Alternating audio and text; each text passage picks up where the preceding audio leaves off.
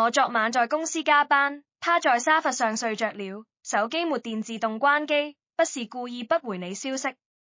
引筒里何俊賢的聲音溫吞又疲憊，帶着一副勤懇打拼、事事不易的委屈腔調，熟悉得讓許曼為你翻酸。廣州6月的天，濕氣重得壓人，隔着手機屏幕，許曼都能想象出他此刻的表情，眉頭微蹙，眼神躲閃，嘴上欲着慘，心裏盤算着怎麼把昨晚的事糊弄過去。他靠在客廳冰亮的瓷磚牆上，指尖捏着手機，另一隻手旋懸在落地窗的玻璃上，掌心沾滿整夜未散的潮氣。窗外天光蒙蒙亮，城中村的巷道裏已經傳來早市擺攤的推車聲，腸粉店的蒸汽混着潮濕的雨氣飄在空中，煙火氣十足，卻襯得他的家，他8年的婚姻，荒唐又冰冷。整整一夜，他未合眼，就在12個小時之前，也就是昨夜11點，同樣是這條街，同樣是黏漏的小雨，他親眼看着自己的丈夫醉得腳步虛浮，被一個陌生年輕女人半摟半抱跌進了街口的博圖酒店大堂。而現在，這個出軌的男人正一本正經地跟他撒謊，說自己在公司加班睡了一整晚。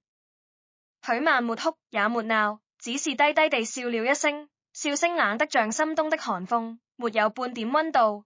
我在公司睡着了。他語氣平淡，聽不出任何情緒，仿佛只是在問一件無關緊要的小事。何俊賢像是鬆了一大口氣，語氣更軟了幾分，帶着刻意的愧疚和安撫。對啊，昨晚項目趕交付，全部門都在通宵加班，實在頂不住就米了一攰。醒嚟手機徹底未電，剛充開機第一時間就給你打電話了，老婆你別多想。對了，我媽昨天說桑子乾，火氣重，你今天記得燉個霸王花豬骨湯，他老人家睡眠不好，多喝點潤潤。都到這個地步了，他旋在理所當然地安排他的生活，理所當然地使喚他侍候他的母親。許曼心裏最後一點殘存的念想，徹底睡得乾乾淨淨。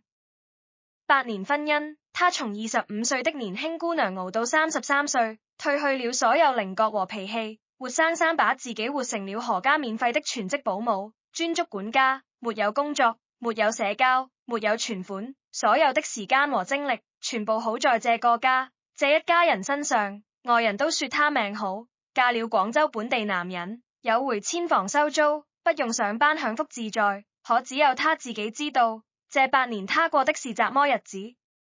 何家3套回遷房，全部是她在打理，租客對接、看房收租、佣收保潔、對賬着費，大大小小的瑣事全是她一手包攬。馬桶倒了，空調呸了，牆面滲水，租客拖欠房租，從來未人找過何俊賢，也未人找過公公婆婆，所有爛攤子都是他頂着烈日，冒着大雨去處理。一年到頭的租金收入，盡數填進何家的家用、婆婆的保健品、公公的煙酒開銷。可到頭來，在這一家人眼裏，他依舊是那個不賺錢、吃白飯、靠婆家養活的奸人。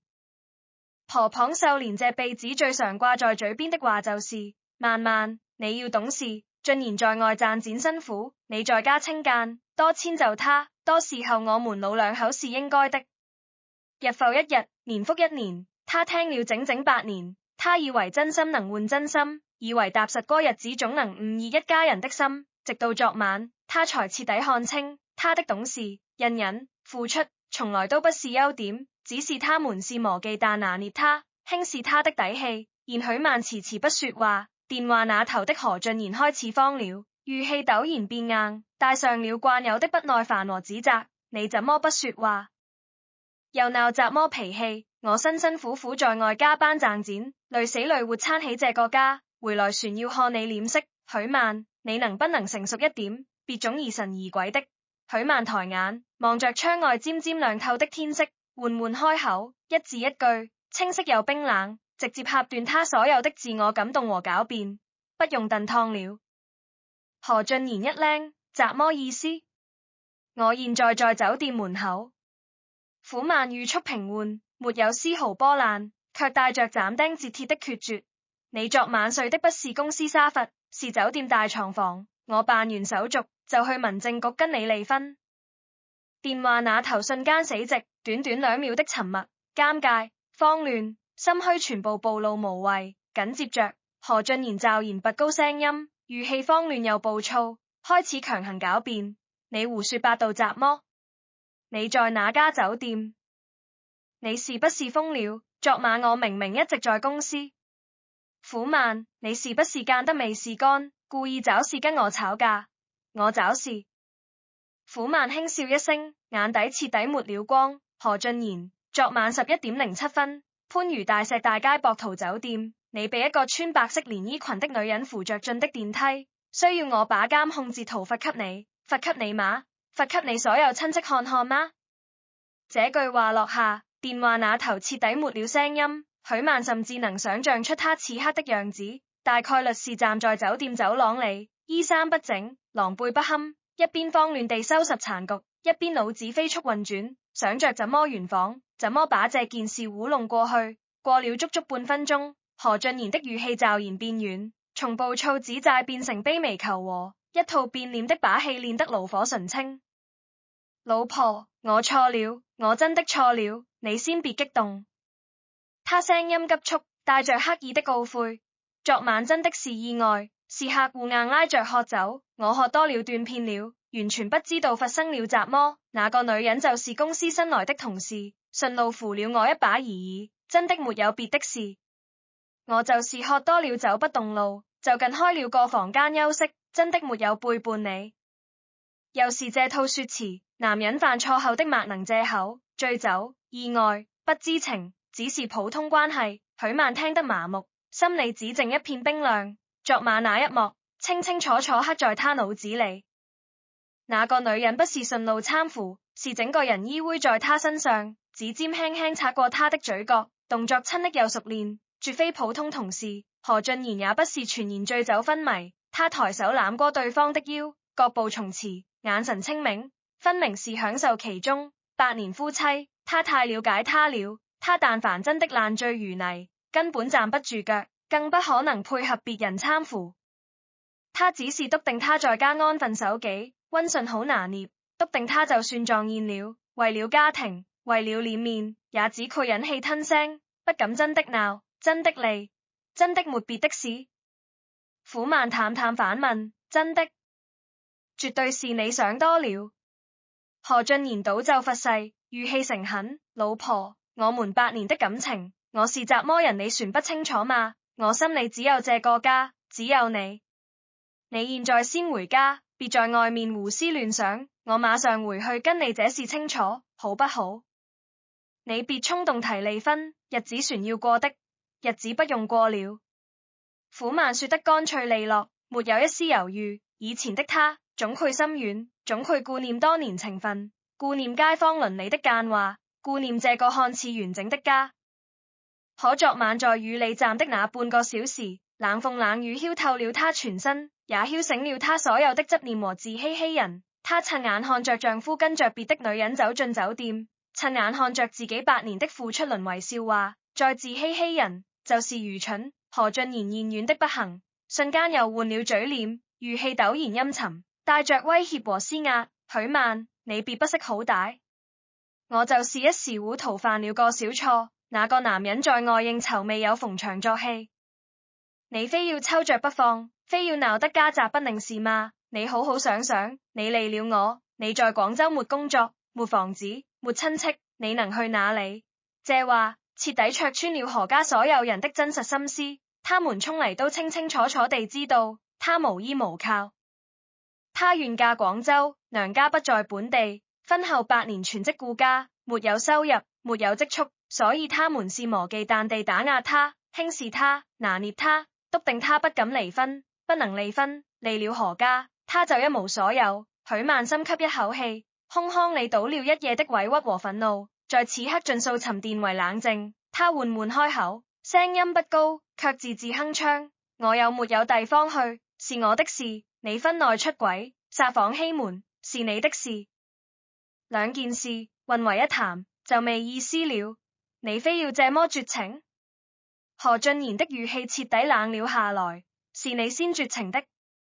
許曼平靜回應。就在這時，手機突然被轉接，一道尖銳刻薄的中年女聲猛地炸了出來：婆龐秀蓮標誌性的大嗓門，帶着滿滿的烈氣和不分青紅皂白的指責，瞬間灌滿忍筒。許曼，你是不是腦子缺根筋？一開口，沒有詢問，沒有求證，直接劈頭及臉一頓痛罵。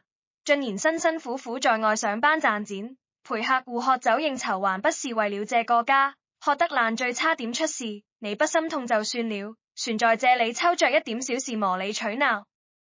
怎麼酒店不酒店的？我看你就是眼睛瞎了，心思歪了。苦曼捏着手機的指尖微微收緊，心底最後一點溫情徹底消散。他太熟悉婆婆的這套邏輯了，像秀蓮眼裏，偽子永遠沒有錯，錯的永遠是別人。偽子出軌是逢場作戲，是身不由己，是為家付出。偽識生氣委屈要離婚，就是小心眼，不懂事，不識大體。媽，我親眼看見的。苦曼耐着性子平靜這事，你看見怎麼了？你看見的都是假象。秀蓮根本不給他說話的機會，蠻橫地打斷，語氣愈發刻薄。男人在外應酬，被同事照顧一下怎麼了？扶一下就是出軌。許曼，你是不是在家間得慌，間出憶想症來了？8年了你不上班，天天在家胡思亂想，心眼比針孔船小。我不上班。苦曼被氣笑了，心底的委屈終於翻衝上來，卻依舊保持克制。媽，這8年家裏3套房子收租、佣收、打理，你和爸的體檢、吃喝、日常起居，家裏1日3餐，大小家務，所有事都是我做。俊賢除了每個月交一點生活費，家裏大小事他管過一件嗎？這些在你們眼裏就不算事，就只是我該做的本分。那本來就是你該做的。秀蓮理直氣壯，字字誅心。你吃我們家的，住我們家的，住的是我們陳家的回遷房，花的是我偽子賺的錢，做點家務伺候老人怎麼了？誰家媳婦不是這樣？就你今貴，天天在家享清福，船不知足，船要鬧離婚折騰全家。多麼熟悉的論調，8年如一日，日日聽，月月聽，年年聽。他打理租金，修繕房屋，一年到頭為家裏創造的被動收入，遠超何俊賢的死工資。可在他們眼裏，依舊是他在吃白飯。他熬着無數個日夜伺候一家老小，犧牲了自己的工作、青春和所有退路，換來的永遠是不知足、不懂事、吃白飯的指責。我最後跟你們說一次，我未有鬧。苦曼語氣徹底冷硬，不再爭辯瑣碎對立，只講烈果。何俊賢出軌是事實，撒謊是事實。這段婚姻我不想要了，今天必須離婚。秀蓮見他態度堅決，瞬間撕破偽裝，不再假意勸說，直接放狠話施壓，拿捏他的軟肋。離婚可以，我告訴你許曼，是你非要鬧離婚，是你不安分過日子。真離了，你淨身出戶。我們何家的房子，我們何家的錢，你一分都別想帶走。你8年沒上班，沒有貢獻，憑怎麼分東西？趕緊收拾你的破爛東西，滾出我家！電話被狠狠掛斷，忍筒裏只剩嘟嘟的忙音。許曼站在空蕩蕩的客廳裡，望着門屋只熟悉的陣切，看着自己打理了8年的家，沒有哭，也沒有崩潰。一夜未眠的疲憊，8年積攢的委屈，被辜負的真心，被抹殺的付出，在此刻全部沉澱為極致的清醒。他們以為拿捏住了他的軟肋，以為他無依無靠，一無所有，只能任由他們擺布。他們以為他溫順了8年，就愧溫順一輩子，就算被背叛、被欺負，也只愧忍氣吞聲，委曲求全。可惜他們看錯了。苦曼緩緩轉身，走到臥室櫃子前，打開最底層的抽屜，裡面整齊擺放着戶口本、離婚證、房產證複印件、8年的租金流水台賬、所有房屋佣收單據、租客合同、家庭存款對賬記錄，條理清晰，一目言。這8年，他看似在家無所事事，實則牢牢攢住了這個家所有的經濟脈絡和證據底牌。他從來不是他們口中無能、依附別人的奸人。他只是太想好好過日子，太想以真心換真心，所以甘願藏起鋒芒，默默付出。既然他們非要顛倒黑白，趕盡殺絕，非要把他的付出當成理所當然，把他的隱忍當成懦弱。那從今天起，他不必再溫順，不必再妥協，更不必再顧全他們所謂的臉面。虎曼將所有證件資料逐一裝進文件袋，拉上拉鏈，抬手擦掉眼角唯一一點潮濕。天亮了，雨停了，他的8年婚姻也徹底落幕了。民政局8點半上班，他有充足的時間等着何家母子為他們的謊言和背叛付出該有的代價。這場博弈，從他決定不再退讓的這一刻開始，輸贏早已注定。掛掉電話的那一刻，客廳裡安靜得可怕，窗外的天光徹底亮開，廣州城中村的清晨徹底蘇醒，樓下腸粉店的吆喝聲，電動車的轟鳴，街坊鄰里的間談聲層層疊疊衝上來，熱鬧閃活。可這份熱鬧半點都照不進許曼的心裡。他站在櫃子前，手裡捏着厚厚的文件袋，裡面裝着他8年熬出來的所有底氣：戶口本、離婚證、房屋拆遷安置協議複印件、8年手寫租金台賬、銀行流水截圖打印件、房屋擁收憑證、租客聯繫方式、船友昨晚連夜整理好的酒店門口實拍照片、時間節點記錄。何家母子以為僅憑一張嘴、一句逢場作戲就能顛倒黑白，把所有過錯推到他身上，逼他乖乖淨身出戶。他們忘了，溫順了8年的人不是沒有脾氣，只是懶得記覺。虎曼沒有拖沓，簡單換了一身素淨的短袖長褲，素顏，頭髮利落地紮起來，把文件袋塞進帆布包，又將自己所有私人物品簡單收拾進小行李箱。他沒有亂翻亂摘，也沒有刻意帶走家裡任何不足於自己的東西，從頭到尾體面又冷靜。8年住在這個家，他清清白白來，如今也只想乾乾淨淨走。唯一要拿回的是本該屬於他的尊嚴和權益。出門前，他掃視了一圈這套裝修精緻的回遷房。客廳的吊頂是他親自釘工人裝的，牆面是他親自選的顏色，家具家電是他對比無數家店鋪挑的，就連陽台的綠植、玄關的擺件，都是他一點點打理出來的。3套回遷房，位置最好、戶型最優的這套自住，另外2套對外出租。8年裡，房子的每一處維護、每一筆收支，全是他一手操持。何俊賢只佢每月固定轉一筆生活費，家裡柴米油鹽、人情往來，房屋選好，從來不管不問。婆龐秀蓮更是只佢坐享其成，每天出門打牌串門，逢人就誇危子能幹，家裡條件好，轉頭就數落人識在家吃白飯。許曼扯了扯嘴角，心底一片寒涼。也屁，再好的家，亮了心，也就沒必要留戀了。他拖着小行李箱，鎖好家門，打車直奔番禺民政局。早上8點10分，民政局門口已經陸續有嚟人，有笑着牽手領證的情侶，也有沉默不語、滿臉疲憊的夫妻。清晨的陽光扭散了昨夜的陰雨，落在地面乾乾淨淨。可許曼的心情始終沉在谷底。他沒有找位置坐下，就站在民政局正門的台階旁，安靜等着。不到20分鐘，一輛白色小轎車急速駛來，猛地停在路邊，輪胎摩擦地面發出刺耳的聲響。是何俊賢，他匆匆推開車門下車，頭髮凌亂，眼底布滿紅血絲，身上旋穿着昨天的襯衫，領口節奏不堪，隱約船能聞到淡淡的酒氣和陌生的香水味混雜在一起。他快步衝到許曼面前，臉上沒有愧疚，沒有歉意，只有悶悶的煩躁和不耐。許曼，你到底要鬧到什麼時候？一開口，依舊是質問，依舊是把所有過錯推給他的姿態。許曼抬眸看他，語氣平淡無波：我沒鬧，我只是來離婚。離婚？你說得輕巧。何俊賢壓低聲音，眉頭死死皺着，眼神裡滿是算計。8年的夫妻感情，就因為一場潰，你就要一拍兩散？你能不能成熟點？我都說了，昨晚是應酬喝多了，是同事好心扶我一把，你為什麼非要抽着不放？同事？虎曼冷笑一聲，目光直直盯着他。哪個同事？姓什麼？叫什麼？哪個部門的？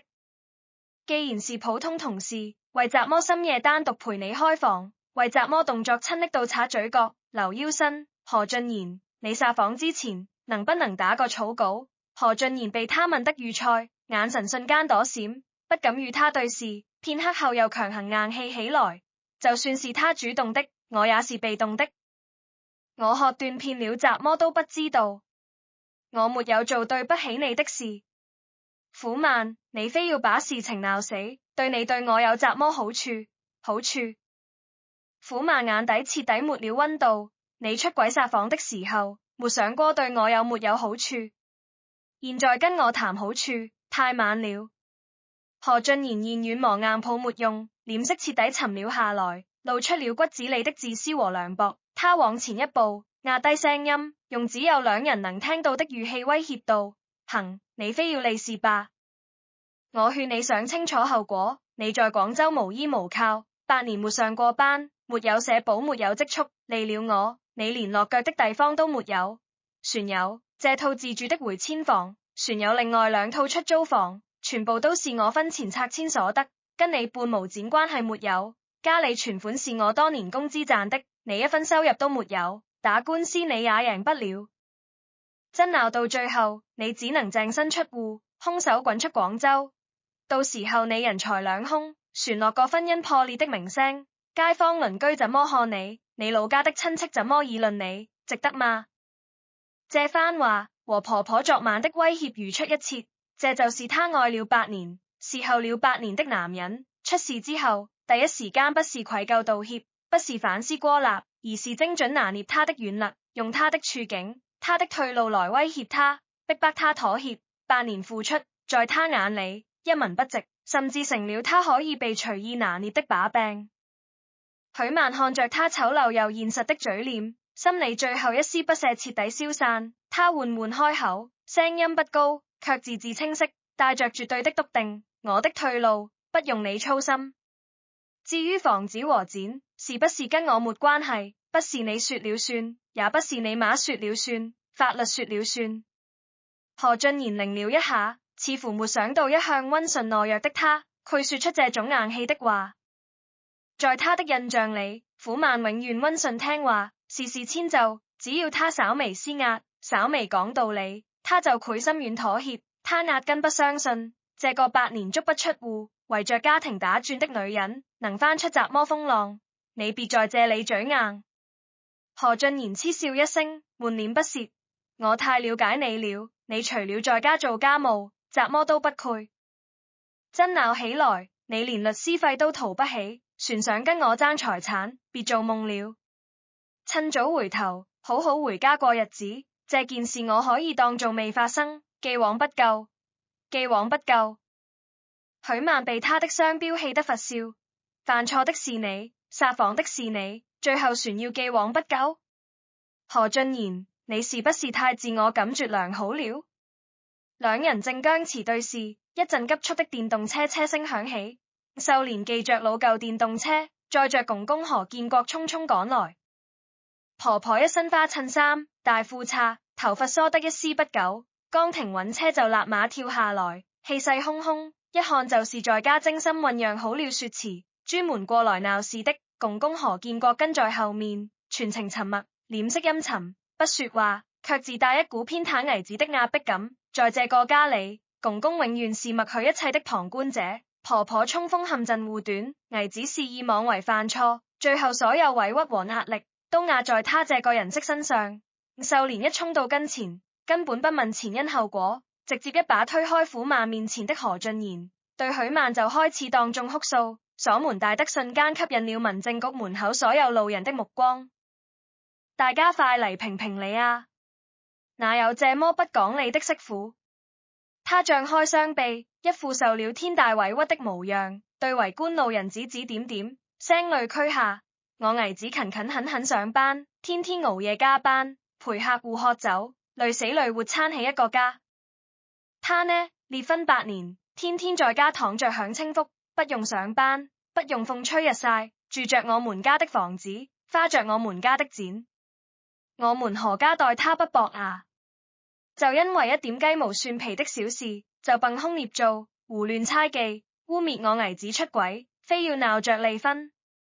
這不是敗家是怎麼？這就是不想好好過日子，想訛我們家的錢，分我們家的房子啊！路人紛紛駐足圍觀，有人小聲議論，有人探頭觀望。短短幾十秒，秀蓮就把輿論氛圍徹底帶偏。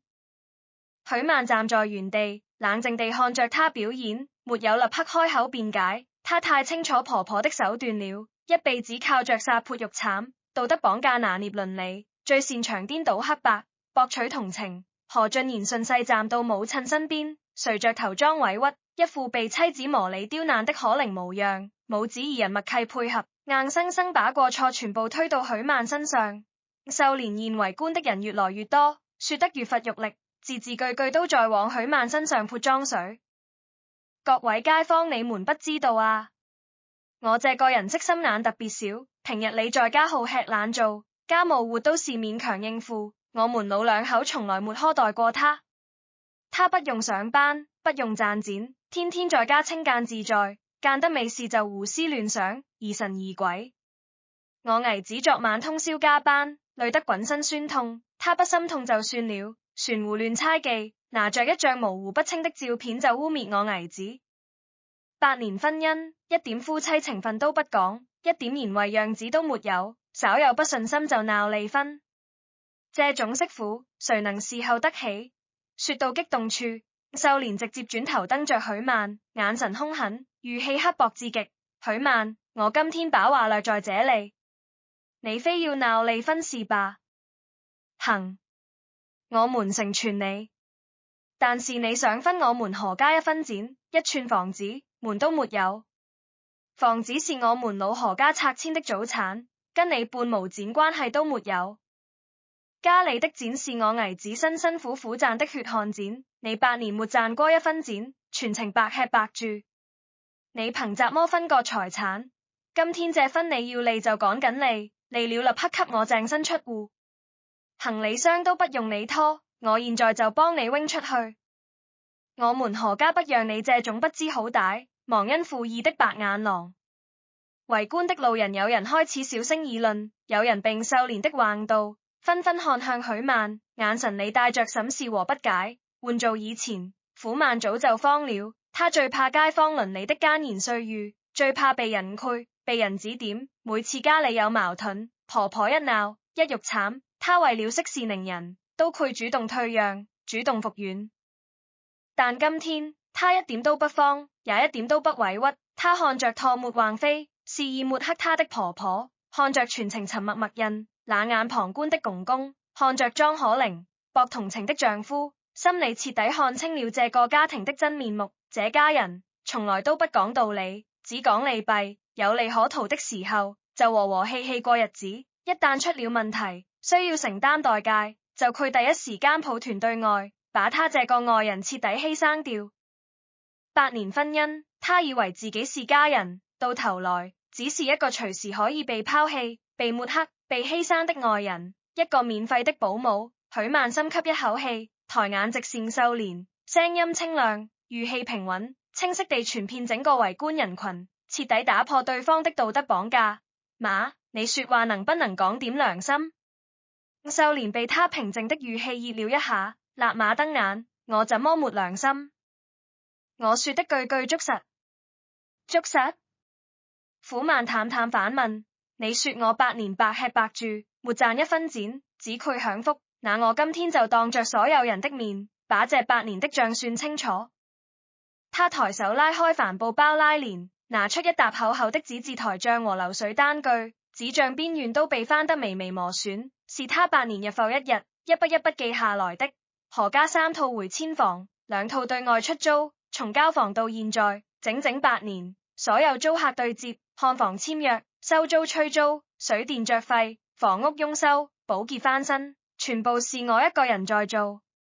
房子水管爆了，空調呸了，牆面漏水，租客拖欠房租，房屋到期交接，不管是半夜船是暴雨天，都是我親自到場處理。8年2900多個日夜，何俊賢管過一次嗎？你們二老搭過一次手嗎？苦曼舉起手裏的流水台賬，繼續朗聲說道：這是8年所有租金流水，每年固定入賬10幾萬，8年累計收入100多萬。這些錢全部用於家裏日常開銷，你們二老的醫藥費、保健品、人情往來、房屋維護，一分都沒私吞。何俊賢每個月固定4000塊生活費，除去全家日常吃喝，根本不夠支撐家裏開銷，剩下的缺口，全部是租金在填補。你們今天吃的飯、穿的衣、用的家電、養的身體，大半都是我打理房租換嚟的。圍觀路人瞬間安靜下來，所有人的目光都聚焦在秀蓮身上，剛才偏向他的輿論瞬間反轉，秀蓮臉色瞬間慌了。立馬張嘴反駁：那是我們家的房子，租金本來就是我們家的錢，你打理一下怎麼了？本來就是你該做的本分，是本分，不是白工。虎曼寸步不讓，語氣堅定：我打理房租，伺候全家，包攬所有家務，是我作為儀式的擔當，不是我白吃白住的證據。你們可以不感激，但不能顛倒黑白，抹黑我的付出，更不能犯錯之後倒打一耙。他轉頭看向臉色鐵青的何俊賢，字字誅心：何俊賢，你昨晚不是在公司加班睡覺，你是在博圖酒店開房過夜，陪你的不是普通同事，是你的曖昧對象。你出軌在先，撒謊在後，做錯事不知悔改，旋聯合你馬當眾抹黑我，逼我淨身出戶。你敢當着所有人的面再說一次，你沒錯嗎？何俊賢臉色一陣青一陣白，眼神躲閃，不敢對視，更不敢辯解。剛才的獒帳、不屑、威脅，瞬間消失得無影無蹤。秀蓮二危子啞口無言，知道謊言被戳穿，面子掛不住，立馬又開始撒潑，試圖蒙混過關。就算他去酒店了又怎麼樣？男人在外應酬逢場作戲很正常。那個做生意上班的男人沒有這點小事，你至於抽着不放，鬧得人盡皆知嘛？你就是心胸狹隘，不懂持家。逢場作戲，虎曼冷笑：逢場作戲需要深夜單獨開房，親密依偎，撒謊瞞騙。逢場作戲需要你們全家抱團抹黑我，逼我淨身出戶。秀蓮，你們何家的道理真是天下獨一份。圍觀路人開始紛紛議論，風向徹底反轉，原來是男方出軌在先，還好意思倒打一耙，太離譜了。人識打理8年房租家務，被說白吃白住，這家人也太刻薄了。男人犯錯不知錯，婆婆船護短撒潑，換誰都過不下去啊。人家女方太清醒了，換我也得利，還得拿回自己該得的。議論聲密密麻麻傳入耳中，秀蓮臉上掛不住，氣得滾身發抖，指着許曼的鼻子，氣得說不出完整的話。你非要把我們何家的臉面丟準是不是？你這個狠心的女人，臉面是自己賺的，不是別人讓的。許曼眼神冰冷，你們做立事的時候，沒想過何家的臉面，現在被人戳穿謊言，反倒嚟怪我狠心，太晚了。一直沉默的公公何建國，此刻終於忍不住開口，語氣闖怒卻依舊帶着偏袒和施壓。慢，一日夫妻百日恩，8年感情不容易。年輕人犯錯可以改，俊賢知道錯了，你就給一次機會，非要鬧得這麼難看，對誰都沒好處，不如各退一步，好好回家過日子。又是這套和稀泥的說辭，永遠讓受害者退讓，永遠讓委屈者包容。犯錯的人只需要一句我知道錯了，就能一筆勾銷所有過錯。虎曼聽得徹底麻木，輕輕搖頭，爸，有些錯可以原諒，有些底線不能破。他出軌、撒謊、聯合家人欺負我，不是一時糊塗，是骨子裡的自私涼薄。這日子沒必要過了。何俊賢厭軟的、兇的，輿論施壓都沒用，徹底急了，咬牙切齒地看着許曼，許曼，你真要做得這麼絕，一點餘地都不留？餘地我給過無數次。虎曼看着他，眼底毫無波瀾。8年裡，你們一次次打壓我，否定我，拿捏我次次退讓，次次包容，是你們步步緊逼，把我的善良當成懦弱，把我的付出當成理所當然。是你們先不給我餘地，就別怪我絕情。說完，他不再跟3人浪費口舌，轉身看向民政局入口，語氣堅定：要麼現在進去協議離婚，按法律分割財產，要麼我直接起訴，提交所有出軌證據、家庭財產證據、8年付出證明，到時候不光要分割財產，你們何家的臉面，佢徹底丟乾淨。秀蓮忍完，嚇得臉色發白，卻依舊嘴硬逞強，你起訴就起訴，我們不怕，我看你能翻出什麼浪花。最後吃虧的船是你。苦曼懶得再跟他爭辯，直接拿出手機，點開早已傳好的酒店實拍視頻和照片，清晰的時間水印，清晰的人物畫面，一目然，證據我全部齊全，酒店監控、畫面、時間、人證，一樣不缺。這一刻，何家三口人徹底慌了，他們從來沒有想過，這個溫順印忍了8年，被他們隨意拿捏的人色，竟然悄無聲息斬下了所有底牌，竟然真的敢跟他們硬碰硬，真的有能力讓他們得不償失。看着三人慌亂又難堪的臉色，許曼心裡沒有絲毫快感，只剩一片荒蕪的平靜。8年青春，8年付出，8年真心，終究是餵給了不懂珍惜的人。但從這一刻起，他不再是那個依附何家、忍氣吞聲的許曼。這場由他們親手挑起的婚姻殘局，從此刻起由他親手收拾，親手翻盤。民政局門口的風吹得人臉上發燙，圍觀的人越聚越多，指指點點的聲音鑽進耳朵裡。秀蓮這鼻子最要面子，在城中村活了幾十年，向來都是他拿捏別人口舌，從來沒有像今天這樣被自家人識到的啞口無言，當眾丟臉。他臉上一陣紅一陣白，強撐着兇狠的架勢，心裡早就亂了陣腳。他原本以為今早帶着老伴趕來，憑着自己殺潑肉慘的本事，再加上拿捏苦曼無依無靠的軟肋，輕輕鬆鬆就能逼得許曼服軟收手，乖乖回家忍下這口氣。可他默默沒想到，溫順了8年的許曼，居然硬氣到底，船當眾搬出了8年的租金賬目，把他們全家的謊言撕得粉碎。最讓他心慌的是許曼那句證據齋存，敢起訴離婚。何俊賢站在一旁，臉色陰沉得嚇人。之前的獒賬和威脅早已蕩然無存，他死死盯着許曼手裡厚厚的台賬文件，眼神裡滿是難以置信。在他的認知裡，許曼只是一個退離社會8年，只會做家務的家庭主婦，腦子簡單，性格軟弱，就算鬧離婚，也只是一時意氣用事，根本不懂法律，更不懂財產分割，隨便幾句狠話就能撫住。他從來不知道自己的妻子悄悄攢下了這麼多底牌。苦曼沒有給他們過多緩衝的時間，手機屏幕亮着昨晚拍下的酒店畫面，清晰的時間水印，電梯出入口的抓拍，一目然。他抬眼平靜地看着臉色慌亂的一家三口，語氣沒有波瀾，卻帶着絕對的掌控力。我在最後問你們一次，協議離婚，算是我直接走起訴流程？秀蓮梗着脖子，依舊死撐着硬氣，嘴硬到底，起訴就起訴，誰怕誰？我們何家行得正坐得端，就算俊賢一時糊塗，也算不上多大的錯。你以為蹦幾張破照片就能分到我們家房子？我告訴你，做夢！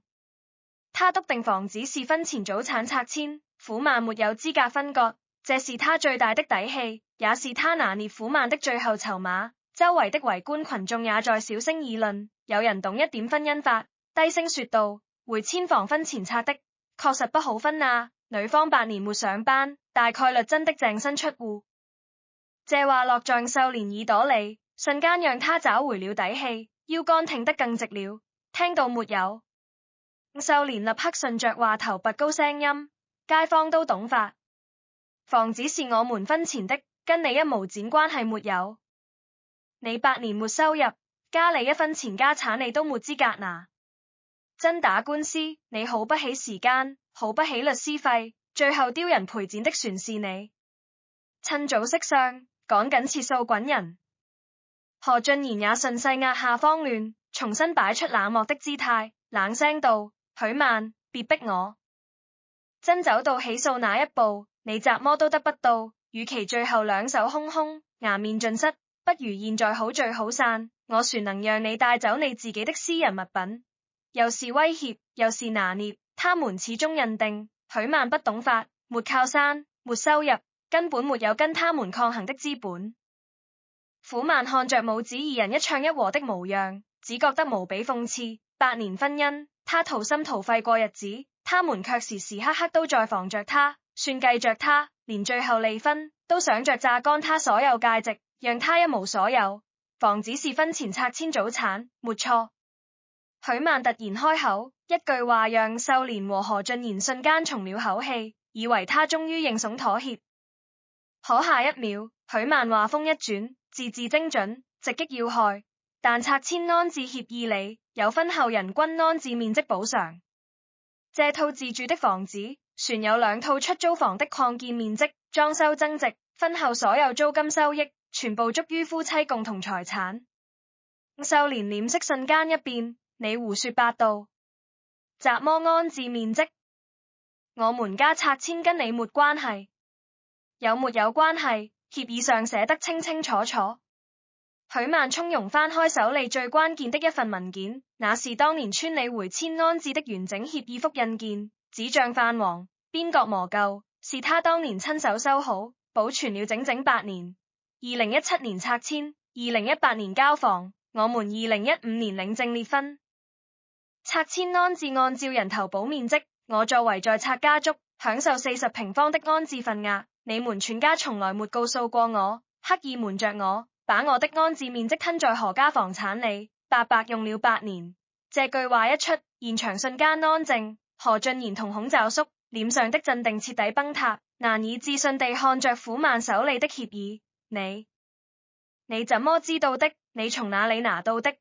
他一直以為這件事瞞得天衣無縫。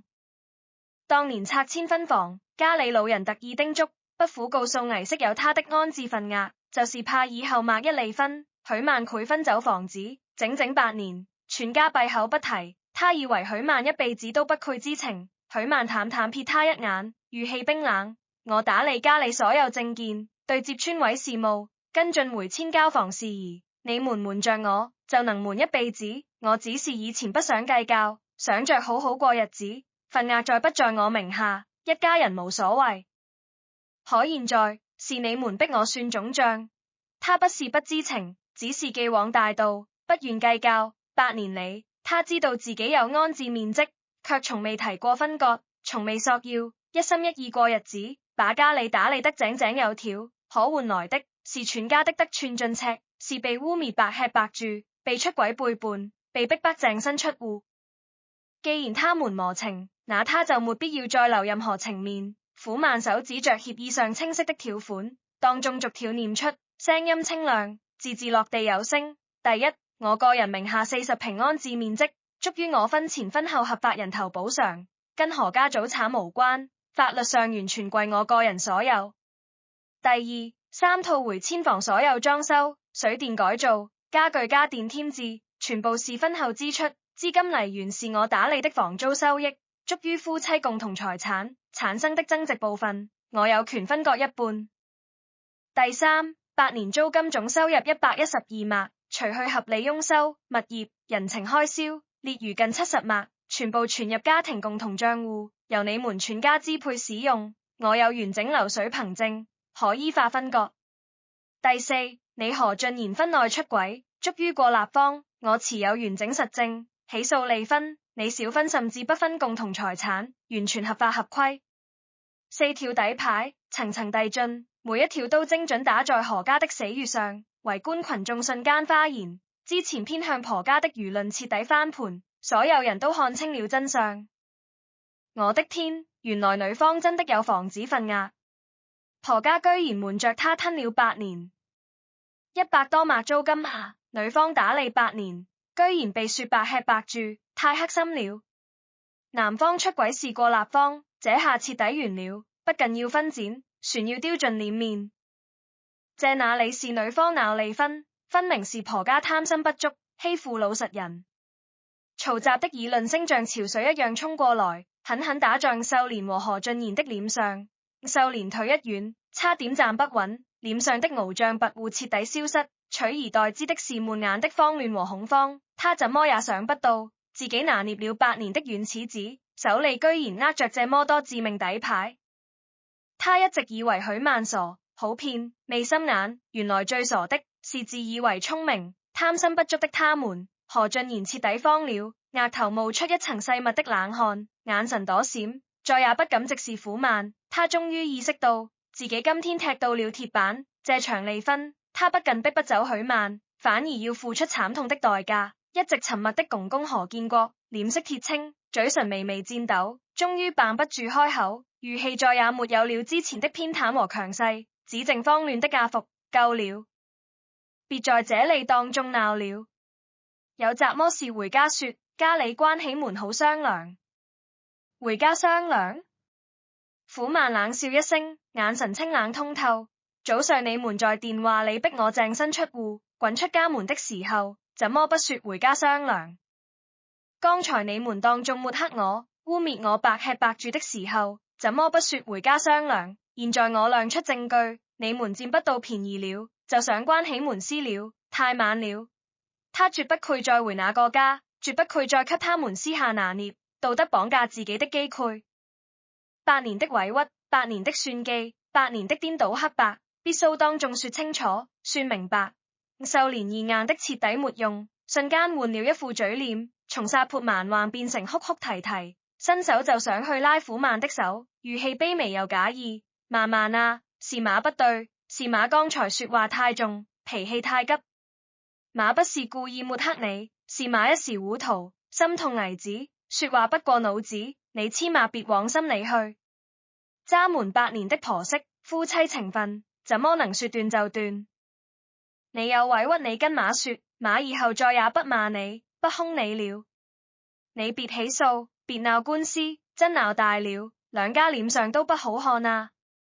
典型的欺軟怕硬，見風使舵。剛才船揚言讓他淨身出戶，滾出廣州，現在證據一亮，利弊擺清，立馬低頭認納，欲慘求情。許曼抬手，直接避開他的觸碰，眼神裡沒有絲毫溫度，沒有半分原諒的餘地。馬，晚了，我隱忍8年，次次退讓，次次包容，你們從來沒有珍惜過、體諒過我好好過日子，你們步步緊逼，我默默付出，你們全盤否定，我顧全臉面，你們當眾羞辱。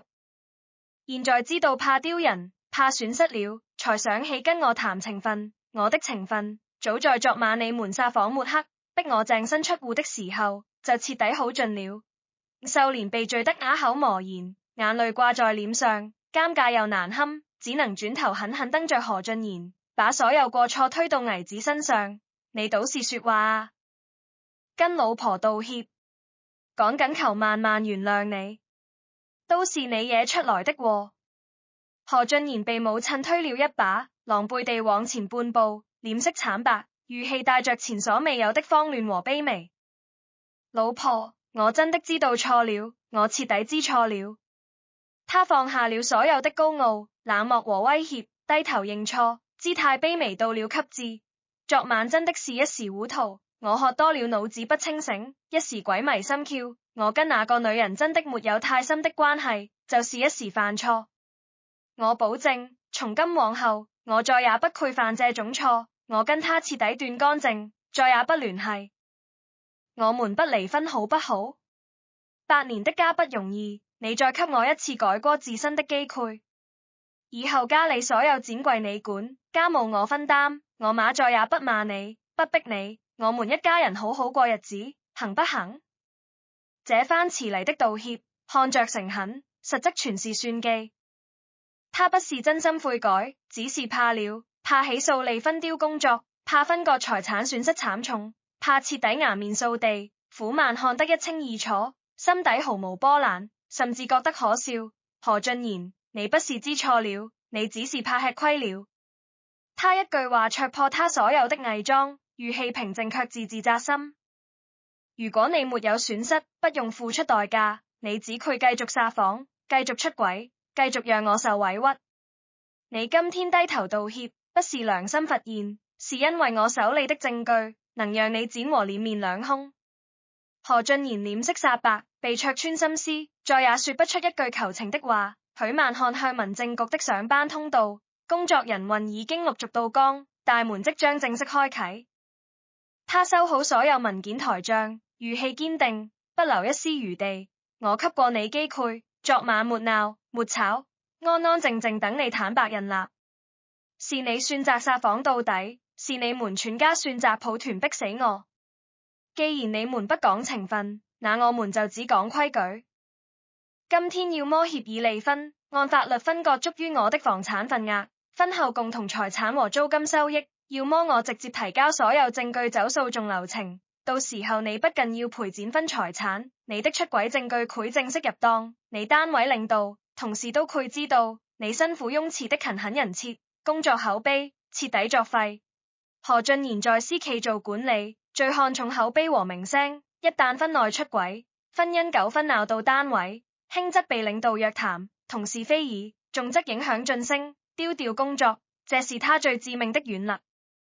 聽完這話，他滾身一震，徹底慌了神，眼神裡滿是恐懼和後悔。秀蓮更是嚇得滾身發抖，他可以不怕打官司，不怕賠錢，但他絕對不能接受兒子丟工作、丟前途。在他心裡，兒子的前途比什麼都重要。他瞬間收起所有哭鬧，死死拉住苦悶的胳膊，不敢再撒潑，語氣卑微哀求：曼，算馬求你了，千萬別鬧到單位，千萬別起訴，我們協議離婚，我們什麼都認，該分給你的，該你的份額，該你的錢，我們一分都不少給你。你別毀了俊賢的工作和前途。看着婆婆卑微哀求、驚慌失措的模樣，看着丈夫狼狽不堪、滿眼後悔的樣子，許曼心裡沒有半點報復的快感，只有徹底的釋然。8年隱忍，8年委屈，她終於在這一刻拿回了屬於自己的尊嚴。從前她溫順退讓，換來的是得寸進尺，肆意拿捏；如今她手握底牌，寸步不讓，婆家反而低頭認錯，百般遷就。這世上最可笑的道理，就是欺軟怕硬。許曼輕輕甩開秀蓮的手，語氣冷靜淡漠：可以協議離婚，現在進去填表，按照我說的條件分割財產，少一分少一項，我立刻起訴，絕不姑息。何俊賢連忙點頭，不敢有半點反駁：可以，全部都可以，你說怎麼分就怎麼分，我都聽你的。曾經高高在上，肆意拿捏他的一家人，此刻徹底被他牢牢拿捏。圍觀群眾看着這極致的反轉，紛紛感嘆不已，未人再同情何家，所有人都覺得這是他們咎由自取，自作自受。許曼拖着小小的行李箱，抬頭望向民政局嶄新的大門，這一步踏進去，不是結束他的人生，而是結束他8年卑微隱忍、自我消耗的人生。從今天起，他不再是何家任勞任怨、任人拿捏的免費保姆，不再是依附別人、委曲求全的許曼。他有自己的房產份額，有自己攢下的底氣，有獨立生活的能力，有重新開始人生的資格。何家母子看着他挺直的背影，看着他冷靜決絕的姿態，心裡充滿了無盡的恐慌和後悔。他們終於明白，自己親手丟掉的是那個掏心掏肺愛了他們8年，為這個家付出一切的女人。親手逼走的是這個家最踏實、最靠譜、最無可替代的頂梁柱。可惜世間從來沒有後悔藥，所有的傲慢、自私、刻薄、算計，最終都要由他們自己一點點買單。民政局的大門徹底敞開，工作人員陸續就位，清晨的陽光平鋪在台階上，乾淨透亮，照得何家3口人的狼狽磨杵頓形。圍觀的路人漸漸散去，但剛才那一輪徹底的輿論反轉已經牢牢釘在每個人心裡。何俊賢低着頭，不敢抬頭看人。秀蓮臉上的淚痕未乾，臉色青一陣白一陣，再也沒有了剛才撒潑翱翔的半分氣焰。許曼拖着行李箱，腳步平穩，率先往大廳走，身後何俊賢連忙追上，聲音壓得極低，帶着小心翼翼的討好，完全沒了之前的威脅和冷漠。老婆，我們進去談，好好談，全部按你的要求來，絕不耍賴。他此刻唯一的念頭就是趕緊穩住許曼，把事情私了，絕對不能鬧到起訴，鬧到單位，對他而言，面子、工作、前途，遠比那點財產重要得多。秀蓮跟在最後，全程沉默，眼底卻藏着一絲不甘心的算計。他吃軟怕硬，嘴上認錯求饒，心裏根本沒真正服氣，只是暫時服軟，想着先穩住局面，後續再慢慢扯皮耍賴。一行人走進民政局離婚調解室，狹小的房間氛圍壓抑又安靜。工作人員拿出制式離婚協議模板，抬頭例行詢問雙方是否自願離婚，是否存在家暴、脅迫、糾紛、財產分割、子女撫養是否協商一致。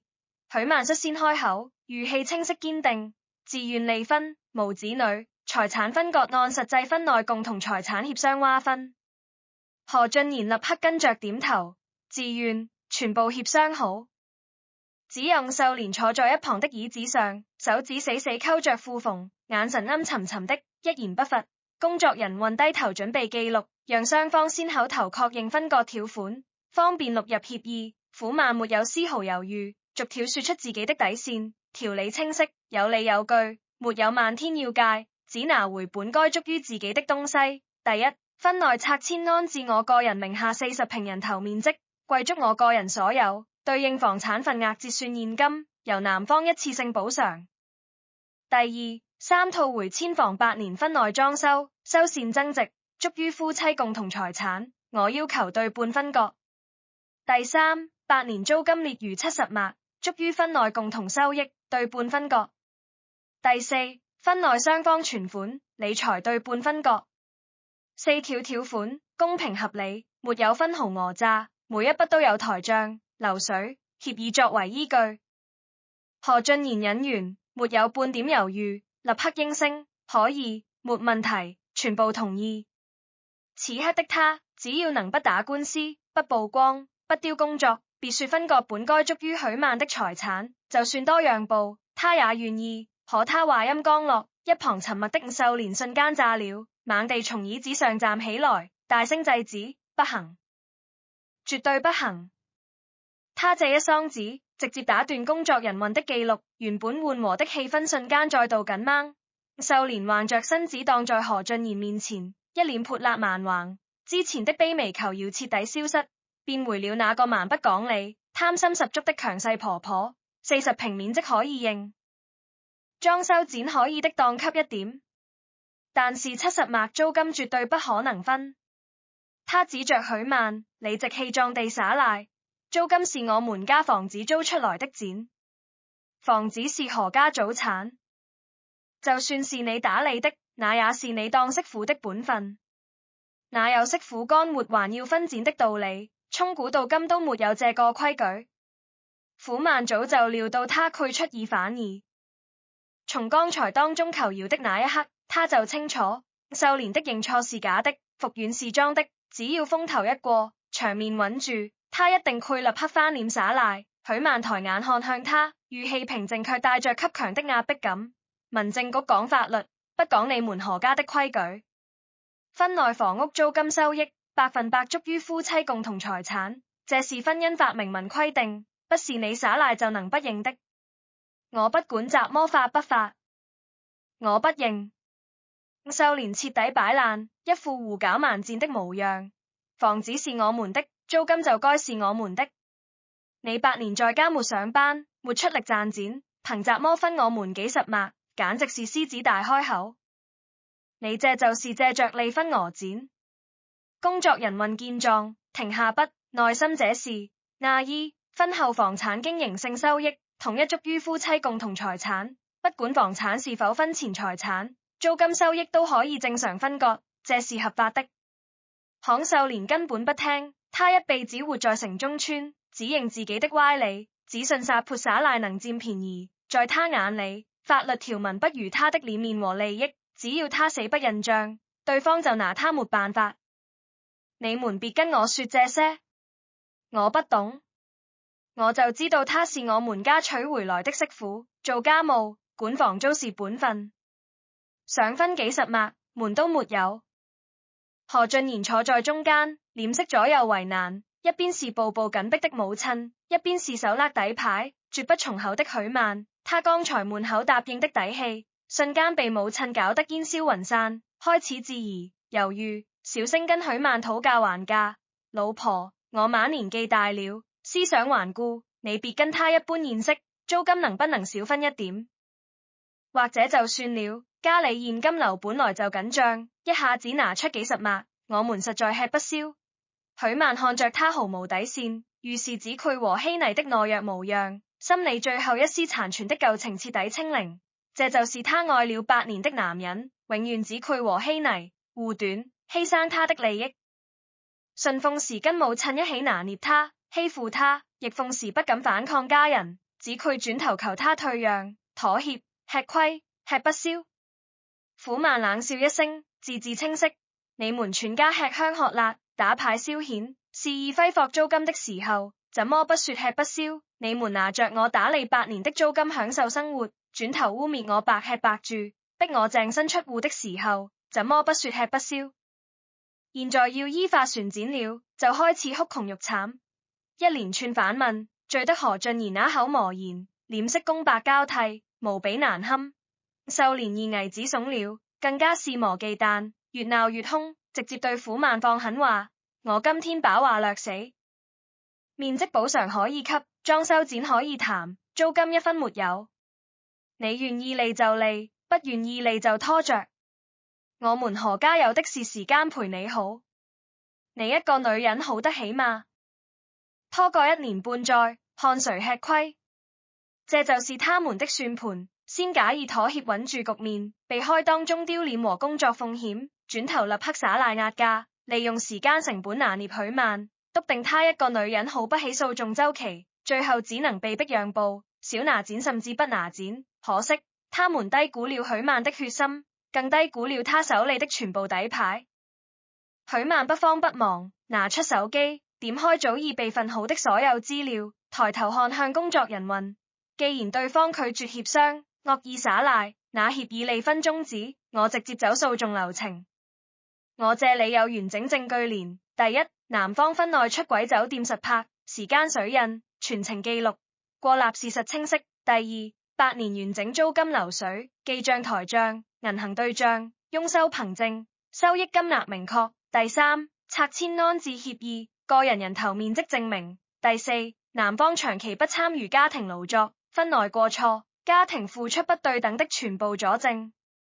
工作人員引員立刻點頭，如果雙方協商不一致，確實可以走起訴流程，女方證據充足，勝訴概率很高，過立方賄小分財產。聽到小分財產4個字，何俊賢瞬間頭皮發麻，再也顧不上母親的阻攔，急得滿頭大汗。媽，你別鬧了。他終於硬氣了一次，對秀蓮低吼：能不能別添亂？本來能好好協議解決，你非要搞到打官司。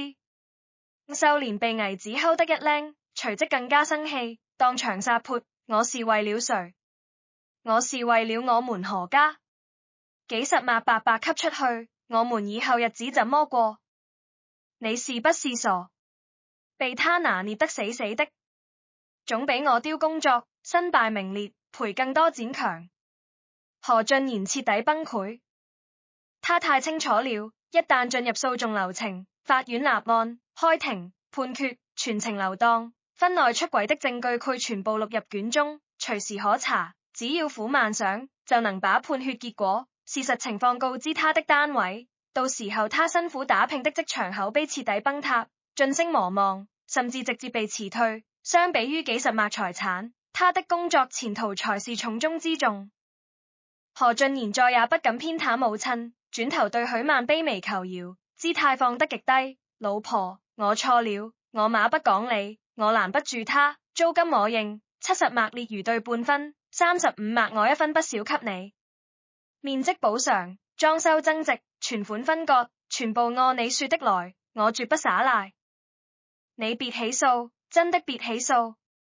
秀蓮船想反駁，被何俊賢狠狠一眼瞪回去：你閉嘴！再鬧我們損失更多。強勢霸道一輩子的秀蓮，第一次被危子吼得不敢吭聲，站在原地氣得滾身發抖，卻再也不敢胡亂插嘴耍賴。許曼冷眼旁觀這對母子的內訌，心裏毫無波瀾。他早就看透了，這家人沒有任何親情道義可言，只有利弊算計。不觸及核心利益時，抱團欺負外人；一旦危及自身前途利益，立刻納報反目，互相指責，可以繼續協議。苦曼緩緩開口，語氣沒有絲毫蟲動。但我有一個新條件。何俊賢立刻應聲，你說。不管怎麼條件我都答應。剛才你們當眾耍賴，惡意拖延，浪費我的時間，消耗我的精力。許曼字字清晰，原本協商的存款分期取消，所有補償款項必須一次性付清，房產面積折算款、裝修增值補償、租金分割、存款分割，3天之內全部到我賬戶，逾期未到，直接起訴，絕不協商。這個條件直接掐斷了他們後續拖延、扯皮、分期賴賬的所有後路。何俊賢臉色微變，下意識想求情分期。3天時間太緊了，家裏現金流真的周轉不開，緊也得執行。苦曼直接打斷，沒有半點餘地，是你們先耍賴違約，代價自然由你們承擔。要麼3天存款列清，和平協議離婚；要麼立刻起訴，你們賠付更多，名聲盡毀，前途受損。2算1，你們自己算。何俊賢臉色反覆掙扎，權衡利弊後，只能咬牙妥協。好，我答應。3天之內所有錢全部到賬。秀蓮在一旁聽得心口劇痛，幾十萬一次性拿出去，相當於掏空家裏大半積蓄。他心痛得臉色發白，卻再也不敢開口反駁。他終於徹底明白，今天是真的栽了。眼前這個從前任他們拿捏、欺負、輕視的人色，已經徹底掌控了全局。工作人運營雙方再次達成一致，立刻開始錄入離婚協議條款，逐條寫清楚，標注清楚存款時限、違約後果，白紙黑字，具備法律效力。許曼看着屏幕上一條條公平公正的分割條款，心裏五味雜陳。8年婚姻，他本該擁有的東西，本該被尊重的付出，本該得到的善待，從來都需要他撕破臉皮，步步博弈，拼命爭取才能換來。如果他依舊軟弱，依舊隱忍，依舊顧全所謂的情分和臉面，等待他的只愧是淨身出戶，一無所有，被人恥笑的列局。協議錄入完畢，打印出來，紙張溫熱，字字分明。何俊賢拿起筆，手微微發抖，沒有絲毫猶豫，直接簽下自己的名字，按下手印。每一個筆畫都是他為自己的出軌、撒謊、自私涼薄付出的代價。秀蓮坐在一旁，全程死死盯着協議，眼神裡滿是不甘、悔恨、心痛，卻無能為力。許曼從容提筆，簽下自己的名字。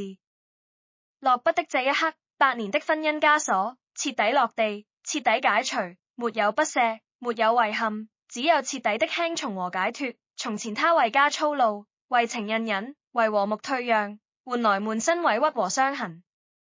從今往後，他只為自己而活，手握底氣和財產，清白坦蕩，再無羈絆。離婚協議簽完，紅本本換成離婚證的那一刻，許曼長長舒了一口氣，捏在手裏的證件薄薄一片，卻像是卸下了壓在身上8年的千斤重擔。走出民政局大廳，外面陽光明媚，街上車水馬龍，耳邊再沒有何家母子的爭執、指責與算計，整個人都通透了不少。何俊賢跟在他身後，神色複雜，臉上又愧又惱，旋有一絲難以掩飾的焦灼。他反覆看着手裏的離婚協議，目光停在3日內存款付清所有補償款項這一行字上，嘴唇動了動，幾次想開口求情，最終都沒敢出聲。一旁的秀蓮臉色鐵青，從頭至尾未再跟許曼說一句話，走到電動車旁，狠狠踢了一下車輪，滿臉都是肉痛和不甘。公公何建國全程沉默，只是時不時看向許曼，眼神裡帶着幾分說不清的懊悔。從民政局分開時，何俊賢算是硬着頭皮上前，低聲說道：許曼，協議我認，只我攰按時湊齊轉給你。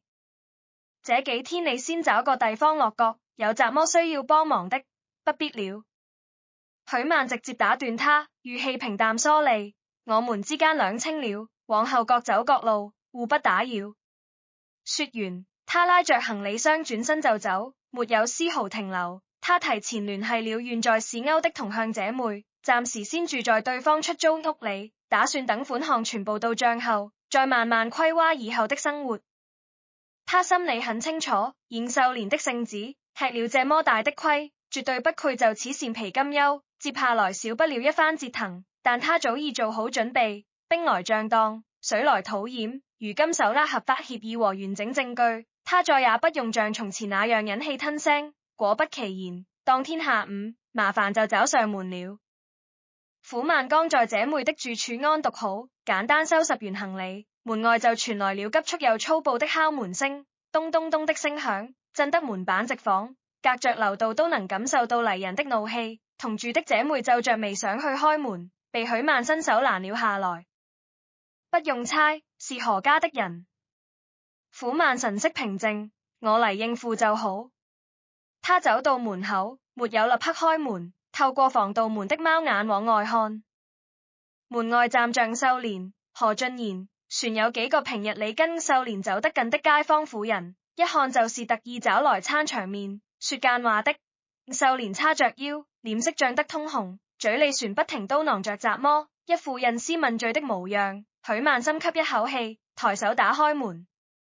門一拉開，秀蓮率先擠了進來，也不管這不是自家屋子，站在客廳中央就開始大聲嚷嚷，鎖門大得整棟樓都能聽見。許曼，你給我說清楚，你到底安的雜腰心？我們家到底哪裡虧待你了？你非要逼着俊賢拿出幾十萬，把我們老兩口的養老錢都掏空，你良心過得去嗎？何俊賢跟在後面，一臉為難，拉了拉母親的胳膊，媽，少說兩句，這裡是別人家裡，我憑雜麼少說？秀蓮一把甩開他的手，轉頭瞪着許曼，今天我就是要把道理擺扯清楚。當初你嫁到我們何家，兩手空空，我們好吃好喝供着你，不用你出去風吹日曬打工，安安穩穩在家過日子。現在倒好，說離婚就離婚，船獅子大開口要一大筆錢，你這不是明闖是雜麼？同行的幾個婦人也跟着幫腔，七嘴八舌地議論起來。是啊，曼曼，一日夫妻百日恩，就算俊賢做錯了事，也沒必要趕盡殺絕吧。幾十萬可不是小數目，他們老兩口以後船要過日子呢，你多少退讓一步嘛。女人家離了婚不容易，何必把事情做這麼絕，往後抬頭不見低頭見的。這些人都是聽了秀蓮一面之詞，被他串著着過來勸說施壓。在城中村這片地方，鄰里之間最講究人情世故，也最容易被片面之詞導。秀蓮就是吃準了這一點，想借着外人的嘴，逼迫許曼從口減免剪款，換做以前。面對這樣的場面，許曼多半愧手足無措，被眾人的話語裹挾，心裏又委屈又慌亂，最後只能選擇妥協。但現在經歷了昨夜的背叛，今早的當眾對視，他的心早已變得堅硬冷靜。他沒有被對方的大嗓門打亂節奏，側身關好房門，目光一一掃過眾人，最後落在秀蓮身上，語氣不高，卻字字清晰。阿姨，第一，這裡是我朋友的住處，請你注意言行，不要大聲喧嘩打擾別人。第二，我們之間的離婚事宜，民政局已經辦理完畢，離婚協議白紙黑字，雙方自願簽字按手印，具備法律效力，不存在誰逼誰，更不存在明闖一說。自願？誰自願了？秀蓮立刻反駁，梗着脖子狡辯，當時在民政局，是你拿着那些照片證據威脅我們，俊賢是被逼無奈才簽的字，不算數，那份協議根本不算數。威脅？苦曼冷笑一聲，拿出手機，點開當初流傳的聊天記錄，現場錄音片段。我只是拿出了客觀存在的證據，擁護我自己的合法權益。何俊賢婚內出軌在先，撒謊欺瞞在後，這是既定事實。拆遷安置的人頭面積、婚後房屋租金、裝修增值，這些都是法律明確劃分的夫妻共同財產和我個人財產。我只是拿回本該屬於我的東西。他讀了讀，看向何俊賢。何俊賢，今早簽字的時候，工作人員反覆詢問，確認雙方自願，你當時點頭認可，全程沒有任何人逼迫你，現在回頭反悔，覺得錢拿得多了，就說被威脅，這話你自己信嗎？何俊賢臉下發燙，眼神躲閃，不敢直視許曼的目光，他心裡清楚，簽字確實是自己權衡利弊後的選擇，可看着家裡多年積蓄要一次性拿出大半，加上母親整日在耳邊哭訴念叨，他也漸漸動搖，跟着母親過來想要扯皮，話不能這麼說。何俊賢硬着頭皮開口，就算租金是共同收益，可這麼多年房租一直是家裡日常開銷，哪能列如70萬那麼多？船有40坪的安置面積，只是公攤和邊角位置，根本不值那麼多錢。許曼，我們商量一下，剪款能不能打個折，或者分期慢慢給，3年5年都行，一下子拿出來，我們實在承受不住。又是討價還價，又是想着拖延賴賬，許曼早已料到他們會來這一套。賬目問題，8年的租金台賬，銀行流水，每一筆支出的票據，我全部留存完整。民政局調解的時候，工作人員也核對過數據，金額沒有任何問題。苦曼把一疊複印件攤在茶几上，至於安置面積，拆遷辦有統一的估價標準，不是憑你們隨口說了算。協議上寫明3天內存款付清，是你們當眾耍賴在先。我追加的條件，白紙黑字寫得明明白白，違約後果也標注得很清楚。他指着協議上的違約條款，逾期未付清款項，我會直接向法院申請強制執行，同時保留追究對方惡意違約的權利。到時候法院傳票上門，強制執行查封名下資產，鬧到整個村子，他單位人人皆知，後果是什麼？不用我再多說了吧。這句話像一盆冷水，瞬間消滅了秀蓮和何俊賢的翱翔氣焰。何俊賢最怕的就是事情鬧到單位，一旦法院介入強制執行，他的名聲就徹底毀了，工作也岌岌可危。秀蓮也慌了，他活了大半輩子，最怕的就是法院官司這些字眼，一聽說要查封資產，瞬間沒了剛才的蠻橫。旁邊幫忙說話的街坊婦人也面面脹趣，拿起茶几上的賬目複印件翻看，一頁頁清晰的記錄，一筆筆明確的收支，看得明明白白。他們原本以為是許曼貪心訛詐，可看完這些實打實的證據，心裡慘慘有了判斷。一位年紀稍長的阿姨放下紙賬，嘆了口氣，對秀蓮說道：秀蓮啊，我看這賬目做得清清楚楚，人家姑娘打理8年房租，大大小小的事都剛下來，確實不容易。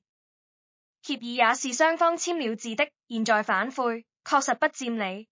另一個婦人也跟着附和：是啊，當初拆遷分面積，按人頭算，人家姑娘本來就有份額，租金分後產生，法律上也確實該對半分。這事是你們理虧，船事好好按照協議嚟辦吧。眾人的態度轉變，讓秀蓮臉上一陣青一陣白，面子徹底掛不住。他見外人不再幫自己說話，索性也不再裝可憐肉慘，開始撒潑打滾，坐在沙發邊上唉聲嘆氣，嘴裡不停哭訴：我這事做了怎麼二吧？好好一個家就這麼散了，辛辛苦苦賺的錢也要被掏空，往後我們老兩口可怎麼活喲？他一邊哭一邊偷偷抬眼觀察許曼的反應，想用老一輩慣用的肉慘手段博取同情。慢慢，算阿姨求你了，你心善，就可憐我們一家人。少要20碼，不，少要10碼也行，我們以後再也不找你麻煩，大家好聚好散，行不行？可憐？苦曼搖了搖頭，語氣裡帶着幾分唏噓。這8年來，我凌晨5點起床做早飯，深夜收拾家務，你們二老頭痛腦熱，我跑前跑後帶去看病拿藥。3套房子水管配料，租客扯皮，不管颳風下雨都是我去處理。那時候誰可憐過我？我熬夜對賬，頂着大太陽去擁修房屋的時候，你們在村口打牌幹聊；我省吃儉用虧花家用的時候，你們拿着租金添置村帶，請客吃飯。我被你們污衊白吃白住，好吃懶做的時候，未人站出嚟說一句公道話。現在你們剪裁受損了，想起讓我可憐你們，是不是太晚了？一番話說得在場所有人都沉默了。論你們住在同一個片歐，平日你多多少少都見過許曼忙碌的樣子，每天早晚都能看到他買菜做家務，房子有問題也是他第一時間出面解決。反觀何俊賢、王秀蓮，確實很少操心家裏的瑣事，大家心裡都清楚，苦曼這8年付出得遠比他們看到的多。秀蓮被罪得啞口無言，哭聲也漸慘少了下去，只剩下胸口不停起伏，悶事不甘。何俊賢現狀，知道今天扯皮也沒有結果，母親殺潑肉慘也起不到作用，只能上前拉住秀蓮，媽，別說了，我們回去吧。回去，那錢就真的一分不少給他。秀蓮不甘心地低吼，協議簽了，證據都在，不按照約定來，最後吃虧的全是我們。何俊賢語氣疲憊，短短一天時間，他經歷了對視、耍賴、上門糾纏，身心俱疲，也徹底明白，許曼這一次是鐵了心，不愧再有任何退讓。許曼看着兩人依舊不死心的模樣，再次鄭重提醒，我最後重申一次，3天期限一到，款項必須全額到賬，如果再次違約，我不愧再私下協商，直接走法律程序。另外，往後請你們不要再來打擾我和我朋友的生活，大家已經離婚，互不干涉，再上門糾纏，我會直接報警處理。聽到報警二字，秀蓮心裡又是一摔，在城中村生活，一旦被警察找上門，那臉面就徹底丟準了。他就算再貪心蠻橫，也不敢真的鬧到報警的地步。一行人狠狠地轉身離開，出門的時候，樓道裡已經圍了幾個明星看熱鬧的鄰居，大家看着秀蓮母子灰溜溜的樣子，再結合剛才屋裡傳出的對話，心裡都明白了前因後果，指指點點的議論聲不絕於耳。原來真是男方做錯在先，船上賴賬，太不地道了。人家媳婦打理8年家，拿自己該得的錢，天經地義。以前總聽秀蓮說人媳好吃懶做，現在看來全是他自己編排的謊話。這些話語一字不落鑽進秀蓮的耳朵裡，他頭埋得低低的，快步往前走，再也沒有了往日在鄰里間趾高氣揚的模樣。何俊賢走在一旁，臉色難看，一路沉默。回到何家老宅，一進門，秀蓮就把火氣全部發洩出來，摔摔打打，嘴裡不停咒罵。公公何建國坐在客廳的藤椅上，抽着悶煙，一言不發，真是倒了8輩子霉，取回嚟這麼一個硬骨頭，剪要被掏空，面子也丟光了。秀蓮坐在椅子上，越想越心痛，幾十萬啊，那都是我們一點點攢下來的，就這麼白白給出去了。現在說這些有什麼用？何建國喝滅煙卷，語氣沉重。當初我就勸你，不要處處拿捏他，不要瞞着他安置面積的事，你偏不聽。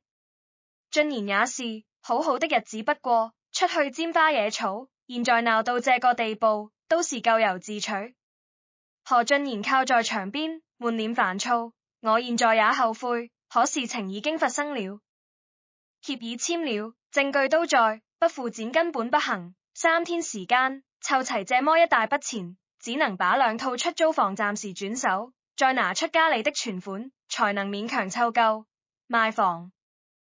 秀蓮猛地站起身，那2套房子是我們的底氣，育了以後吃什麼喝什麼，絕對不行。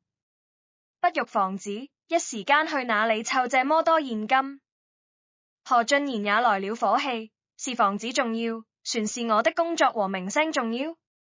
真鬧到法院強制執行，到時候房子一樣保不住，我工作也沒了，一家人更是走投無路。母子2人再次爭執起來，老宅裡爭吵聲不斷。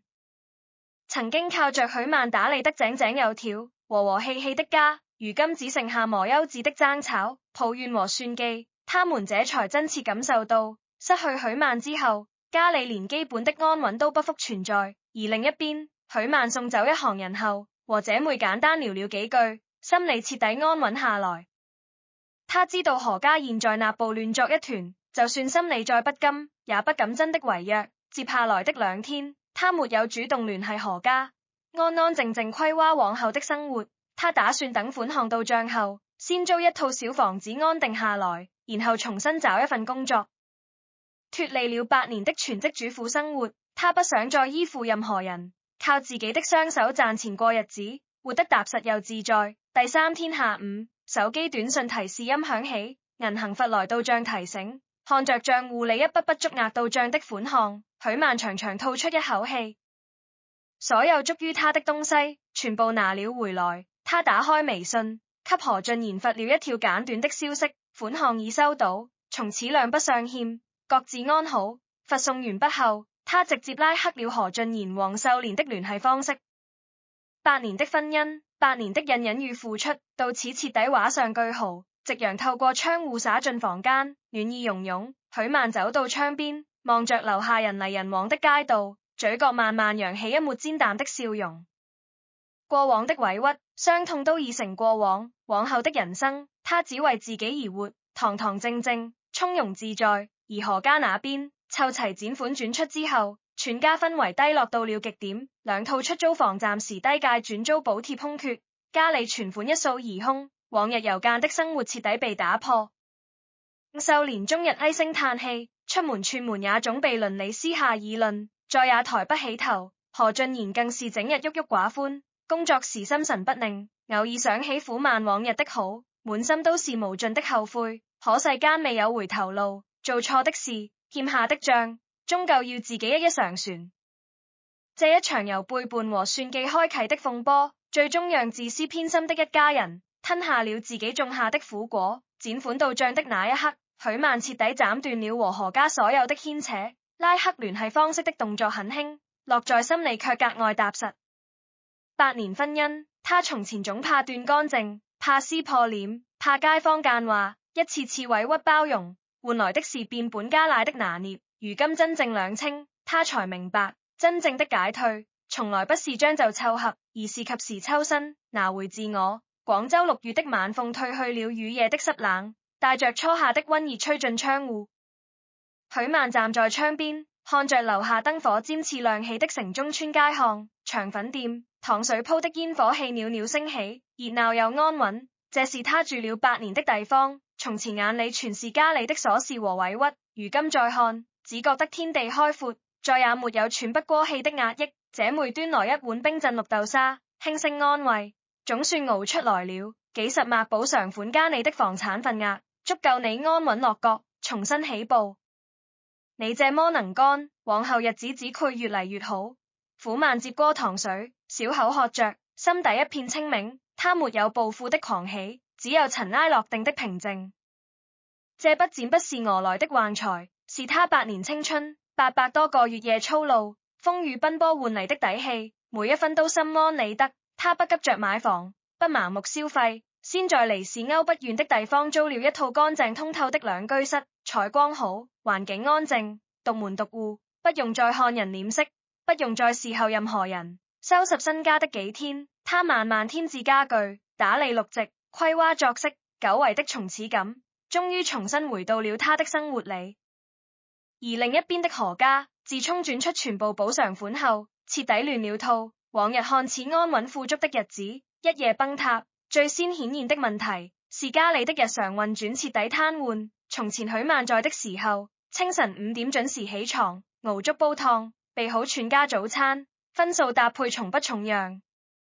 秀蓮和何俊賢每天睡醒就能吃上熱飯，洗漱完不直接出門，從來不用操心柴米油鹽。家裡地板一塵不染，衣物晾曬疊放整齊，老人常用的藥品分門別類收好，水電物業、房屋擁保、租客瑣事，從來不用何家3口費心分毫。可許曼一走，這個被他撐了8年的家，瞬間原形畢露。第一天早上，家裡沒人做早飯，何俊賢起床洗漱完畢，看着冷鍋冷灶，習慣性等着早餐上桌，等了半天毫無動靜，才後知後覺想起，那個默默侍候全家的人已經不在了。秀蓮向來只會享受不會乾活，對廚房一堆食材束手無策，洗菜洗不乾淨，開火怕把控不好火候，折騰半天，最後只能帶着老伴兒子出門吃廉價腸粉對付。中午更是一團亂麻，未人買菜做飯，未人收拾碗筷，廚房水池堆得滿滿當當，油污堆積，台面髒亂不堪，三人懶散慣了，你推我，我推你，誰都不願動手幹活。何俊賢說自己上班累，秀蓮說自己年紀大不該操勞，何建國沉默不語，默認偷懶，最後一家人索性獨頓外賣，胡亂湊合，短短3天，原本乾淨整潔、溫馨利落的自住套房，變得髒亂不堪。客廳沙發堆滿雜物，茶几落滿灰塵，地板黏膩打滑，陽台綠植未人澆水盡數枯萎，家裡處處透着破敗和冷清。如果只是家務混亂也就皮了，最讓何家頭痛、徹底打亂生計的是出租房的運營徹底崩盤。兩套出租房是何家最核心的被動收入，8年以來全程由苦曼打理。租客續約、房屋補潔、設施維修、租金催收、水電對賬，所有細碎繁瑣的工作，他都處理得妥妥當當，從來沒有出過一次批漏，租金月月準時到賬。何家三人從來只負責修剪，完全不懂運營門道，連租客聯繫方式、水電賬費渠道、佣修師傅電話都一概不知。許曼離開的第5天，其中一套出租房的空調突然故障停機，正值廣州酷暑，悶熱難耐。租客第一時間聯繫不上許曼，只能輾轉找到何俊賢。何俊賢從沒處理過這些瑣事，對租客的訴求百般敷衍，一句說未空，一句說小問題忍忍就好，硬生生拖了整整2天。租客在高溫房間裡熬不住，再次打電話催促，語氣悶是不悶。被迫無奈的何俊賢只能隨便在街邊找了個佣修工，沒有比價，沒有核實資質，佣收費被狠狠宰了一筆，花了比市場價高出1倍的鎅剪，旋沒徹底修好，空調依舊頻繁出問題，租客徹底心寒，直接提出退租，並且要求退還押金和剩餘房租，直言從未見過這麼不負責任的房東，房子空置，租金斷檔，船倒貼佣收費、違約金。里外里損失大幾千，這只是開始，麻煩接踵而至。另一套出租房的衛生間水管輕微滲水，從前許曼都會第一時間排查修補，杜絕隱患。何家未人在意這點小事，放任不管。短短幾天，滲水越來越嚴重，場面受潮罰黴，樓下住戶找上門投訴，要求賠償損失。秀蓮又急又慌，撒潑灑賴跟樓下鄰居撐執。不僅沒解決問題，反倒把鄰里關係徹底鬧僵，最後只能賠錢道歉，連夜找人翻新佣收，又是一筆不小的開支。更致命的是收租對賬，從前許曼記賬清晰，每一筆租金、每一次扣款、每一筆支出都有據可查，收支一目然。何家接手後，未人認真記賬，租客轉賬隨意，現金胡亂收納，支出沒有記錄，收入沒有台賬，短短半個月，賬目徹底混亂，有租客遲交租金，何家未人及時提醒催收，有人按時着納，他們卻記錯賬目，反覆追問租客要剪，鬧出無數尷尬誤會，租客紛紛吐槽何家不靠譜、難溝通。原本穩定的租客群體，陸續有人搬走，2套房子頻繁空置，租金收入斷崖式下跌。從前月月穩定到賬的房租，如今斷斷續續，漏洞百出，不僅賺不到錢，船頻繁倒貼佣收費、違約金、賠償款，家裡現金流徹底斷裂。之前為了湊齋給苦曼的補償款，何家掏空了所有存款，船低價轉租了部分租期補貼缺口。如今固定收入縮水，額外支出暴增，原本寬裕的家庭瞬間變得拮據緊張。秀蓮再也沒有了往日出門打牌、肆意揮霍的底氣，每天守着空蕩蕩的房子唉聲嘆氣，看着髒亂的家、空置的房源，滿心都是悔恨。這時候他才後知後覺的明白，從前他口中白吃白住、好吃懶做的人設，才是這個家真正的頂梁柱。許曼看似沒有上班領工資，卻憑一己之力撐起了整個家的後勤和經濟脈絡，是何家安穩富足生活的最大功臣。是他的刻薄、自私、貪心，親手趕走了這個最踏實、最能幹、最顧家的女人。家裡的氛圍越嚟越壓抑，爭吵成了日常。秀蓮每天對何俊賢訴落抱怨，字字句句都是責怪，都是你好好的日子不過，出去亂搞。好好的媳婦被我們逼走，現在家不像家，剪不像剪，以後日子怎麼過？何俊賢本就滿心煩躁，工作上頻頻走神，屢屢出錯，被領導約談批評，壓力巨大。回家船要承受母親的抱怨指責，終於徹底爆發。你現在怪我，當初是誰天天罵他、拿捏他、抹黑他？是誰在民政局當眾耍賴，非要逼得魚死網破？當初我要妥協，你非要硬剛，現在出事了全怪我。母子二人天天爭吵，互不相讓，原本抱團對外的一家人，如今內部矛盾徹底爆發，彼此埋怨，互相指責。公公何建國整日悶頭抽煙，看着破敗狀亂的家，爭吵不休的妻人，沉默不語，眼底滿是無盡的懊悔，鄰里街坊的議論，更是徹底壓垮了何家最後的臉面。當初民政局門口的反轉，早已傳遍了整個城中村。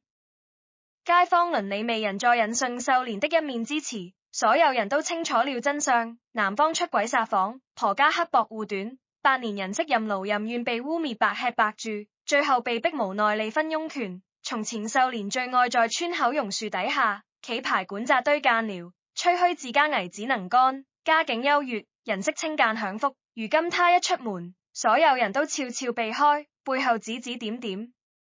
以前船以為他人媳真的好吃懶做，原來人家默默扛下所有事。何家太刻薄了，靠着人媳打理房租過日子，船天天欺負人，真沒良心。好好的賢納座被逼走，現在家裏一團糟，準足自作自受。這些細碎的議論，一字不落鑽進秀蓮耳朵裏，讓他徹底抬不起頭。他再也不敢紮堆間寮，出門都低着頭，快步快走。往日的翱翔氣焰消失得乾乾淨淨，相比於何家的一地雞毛，日漸落薄。許曼的生活已然煥然一新。他安獨好身家後，沒有急於求成找高薪工作，而是踏踏實實調整狀態，重新融入社區。8年全職主婦的生活沒有消磨掉他的能力。8年打理房租、對接租客、對賬理財、處理瑣事的經歷，反而練就了他細心、耐心、靠譜、條理清晰的特質。他憑借自己熟練的賬務打理和後勤管理經驗，入職了一家本地小微企業做行政納勤，工作穩定，作息規律，同事和睦，不用再熬夜操勞，不用再看人臉色，不用再受委屈遷就。朝九晚五的生活簡單踏實，下班回到乾淨溫馨的小窩，不用收拾堆積如山的家務，不用伺候別人的衣食起居，只需要取悅自己。間下時做飯看書、散步吹風、養護綠植，日子平淡安穩，從此又自在，脫離了消耗他的婚姻和家庭泥潭。他的狀態肉眼可見地變好，氣息紅潤，眼神清亮，褪去了8年的隱隱疲憊，重新找回了自信閃活的模樣。偶爾出門買菜，偶遇舊鄰里，大家都會主動熱情跟他打招呼，言語間滿是心痛和認可。未人再隨意指點他的婚姻，未人再污衊他清間享福，所有人都真心為他掙脫苦海，重獲新生感到高興。有好心的街坊私下跟許曼透露，曼，你是真的能幹懂事，何家現在亂得不成樣子，天天吵架，房子空置，日子過得一團糟。他們全家現在最後悔的就是把你逼走了。許曼只是淡淡一笑，坦然釋懷，後悔是他們的事，新生是自己的事。他早已不在乎何家的好壞喜樂，那些傷害過他的人和事早已翻篇，再也影響不到他分毫。這天傍晚，何俊賢實在忍不住，抱着一絲僥倖，用陌生號碼給許曼發了一條短信，短短幾句話，寫滿了卑微和後悔。我知道錯了，家裏沒你根本不行，我和我媽都反省了，能不能再給我一次機會，我們復婚好好過日子。許曼看到短信，只覺得無比諷刺。從前他掏心掏肺、卑微付出的時候，他們不珍惜，肆意踐踏他的真心。如今他抽身離開，日子變好，他們過得一地雞毛，才想起他的好，才幡然悔悟。但破鏡從無重圓的道理，傷害一旦造成，裂痕永遠無法修復。許曼沒有回覆，直接刪除短信，拉黑陌生號碼，徹底隔絕了何家最後的久戰。晚風拂過窗台，溫柔安穩。苦慢望着天邊絢爛的晚霞，眼底澄澈明亮。8年卑微守候，換一場徹底醒悟，一場決絕離開，換往後餘生自由。何家終究為自己的自私、刻薄和背叛，付出了慘痛的代價，守着空蕩蕩的房子和無盡的悔恨，在瑣碎和落魄裏反浮納好。而他早已掙脫牢籠，向陽而生，前路坦蕩，再無風霜。初秋的廣州，褪去了盛夏的燥熱，風裏多了一層溫柔的涼意。距離許曼和何俊賢離婚已經過去整整3個月。3個月的時間不長，不足以改變一座城市的煙火模樣，卻足以徹底改寫2個人、2個家庭的人生軌跡。有人在泥濘裏反浮納好，深陷悔恨；有人掙退泥潭，向陽重生，步步生花。許曼的生活早已徹底翻篇，穩定的內勤工作早已上手。他細心、沉穩、條理清晰，8年打理家庭賬務，管理房源，對接各式人群的閱歷，讓他在職場裏格外亮眼。別人覺得繁瑣頭痛的報表對賬、物資統籌、後勤對接，他做得行雲流水，零差錯。入職短短2個月，他就被部門主管重點表揚，提前轉正，薪資上調，同事相處和睦，領導格外認可。脫離了圍着別人轉的日子，他終於完完整整地做回了自己。他租的小兩居採光極好，清晨有朝陽落窗，傍晚有晚風拂面。家裏沒有無休止的家務堆砌，沒有永遠做不完的瑣事，沒有小心翼翼的看人臉色。他按照自己的喜好佈置房間，暖燈、綠植、書香，簡單乾淨，溫柔自悅。每天朝9晚5，下班買菜做飯，飯後沿江散步，週末約朋友逛街喝茶、看書靜養。不用凌晨起床侍候公婆，不用暴雨天倉修房屋，不用深夜對賬填缺，不用忍受磨端的指責和猜忌。久違的從詞穩穩落在了他的生活裡，最直觀的變化是他的狀態。從前8年，他眉眼間總壓着一股疲憊和隱忍，膚色暗沉，心事重重，永遠在遷就，在退讓，在包容所有人。如今的他眉眼清亮，眼底有光，身姿挺拔，談吐從容，整個人由內而外透着自信、安穩和底氣。偶爾在城中村偶遇舊鄰居，大家都忍不住感慨，脫離婚姻枷鎖的許曼，像是徹底換了一個人，年輕了好幾歲，活得越發通透漂亮。手裏有存款，名下有合法房產份額，身邊有摯友，閣下有穩定人生路。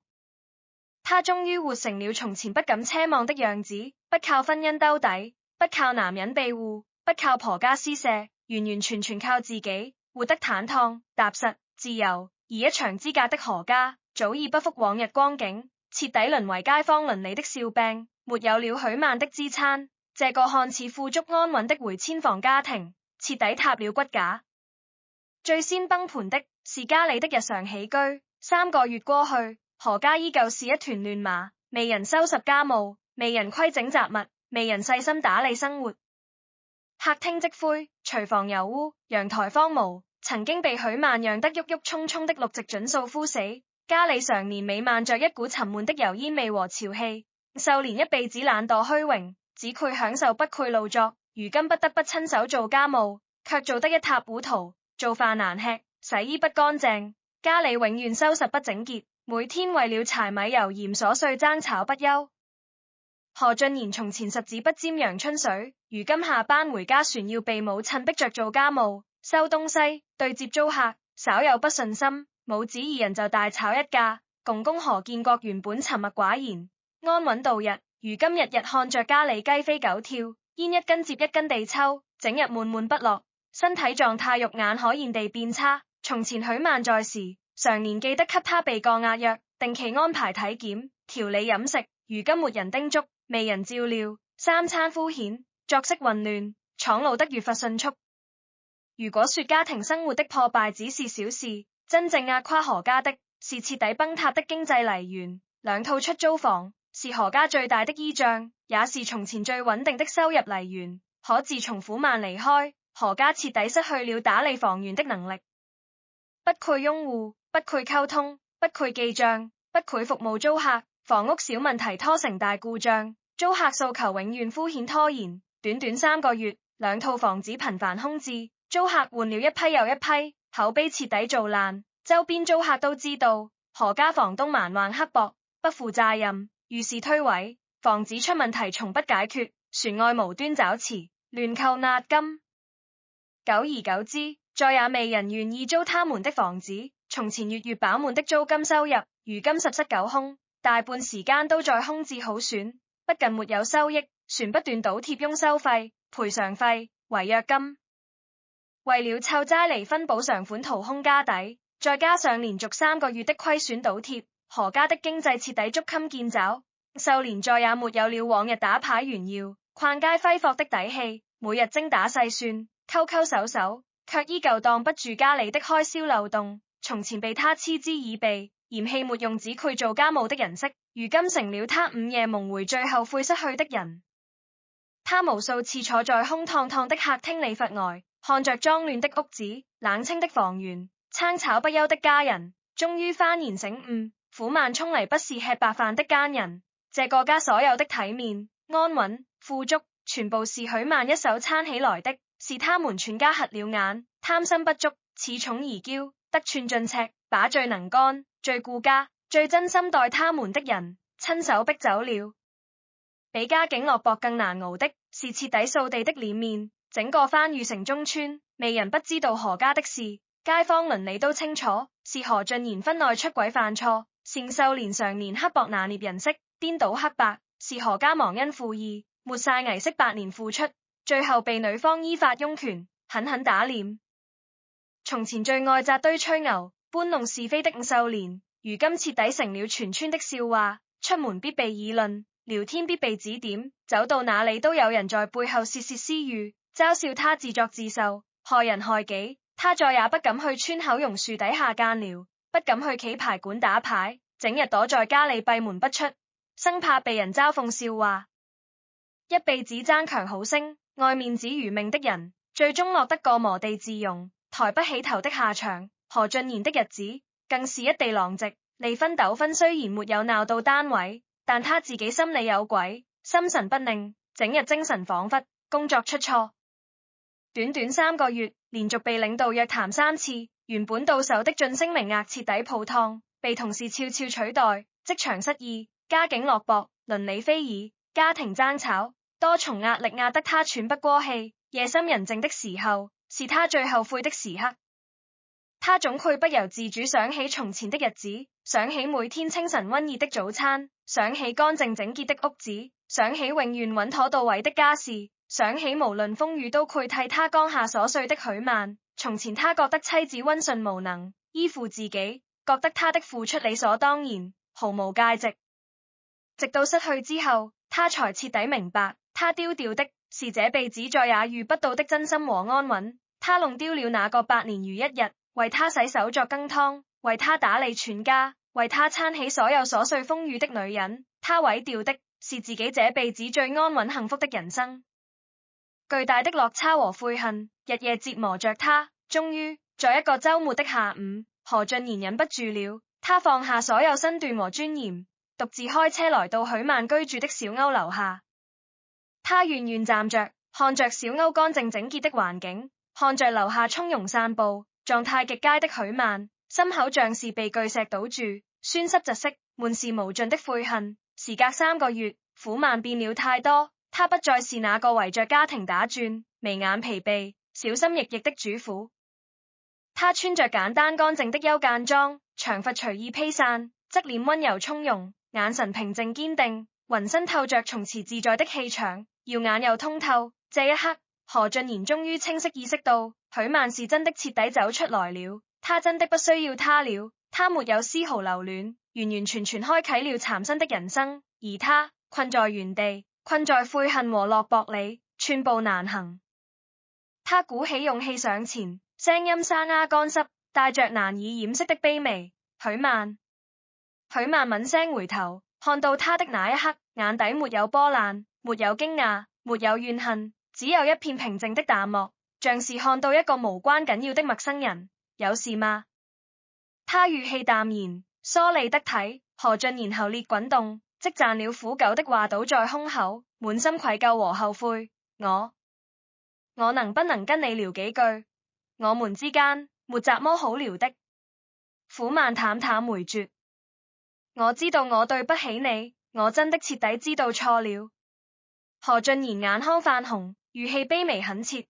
這3個月我過得一點都不好，家裏一團糟，我媽天天後悔，我每天都在反省自己，沒有你，這個家根本撐不下去。我真的改了，我再也不會犯錯了。你能不能考慮跟我復婚？他抱着最後一絲奢望，死死盯着許曼，期盼他心軟回頭。許曼輕輕抬眼，目光澄澈通透，字字清晰，溫柔卻決絕。何俊賢，太晚了。從前我給過你無數次機會，雨夜撞破背叛，我沒有當場大鬧，你撒謊欺騙，我耐心等待你認錯。你家人步步緊逼，當眾抹黑，逼我淨身出戶，我依舊留有餘地。是你們自己一次次趁手把所有機會耗盡，我隱忍8年，付出8年，退讓8年，換來的是背叛、算計、抹黑和欺負。我離開不是一時衝動，是徹底死心。